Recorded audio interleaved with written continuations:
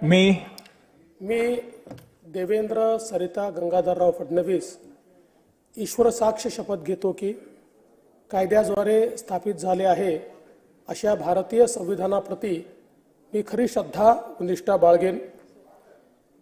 भारताची सार्वभौमता व एकात्मता उन्नत राखेन आणि आता जे कर्तव्य मी हाती घेणार आहे ते निष्ठापूर्वक पार पाडेन।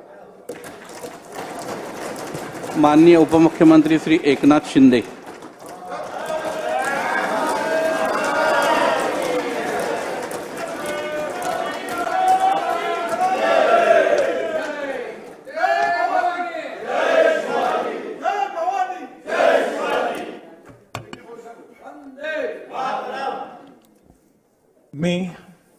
मी एकनाथ संभाजी शिंदे विधानसभेचा सदस्य म्हणून निवडून आलो असल्याने ईश्वर साक्ष शपथ घेतो की कायद्याद्वारे स्थापित झालेल्या अशा भारतीय संविधानाबद्दल मी खरी श्रद्धा व निष्ठा बाळगीन, भारताची सार्वभौमता व एकात्मता उन्नत राखीन आणि आता जे कर्तव्य मी हाती घेणार आहे ते निष्ठापूर्वक पार पाडीन। माननीय उपमुख्यमंत्री श्री अजित पवार।